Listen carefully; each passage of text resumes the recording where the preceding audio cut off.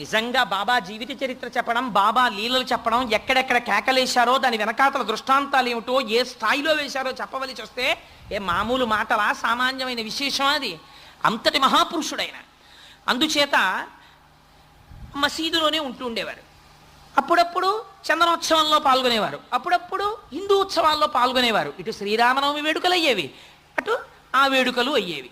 ఎవరైనా తన దగ్గరికి వస్తే అల్లా మాలిక్ అనేవారు.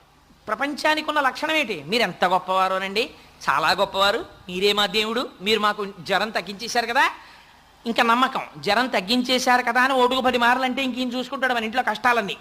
అందుకని కామ్యంతో వెంటబడతారు. ఇహ అందుకని మీరున్నారు కదా బాబా, మాకేమిట్లోటు అంటే ఆయన అనేవారు అల్లా మాలిక్, అల్లా మాలిక్ అనేవారు. అల్లా మాలిక్ అంటే నీకు నాకు కూడా ప్రభు ఒకడు ఉన్నాడు. ఆయన అల్లా. అల్లా అంటే నామరూపాలతో మీరు ఏ రూపంతో పిలవండి,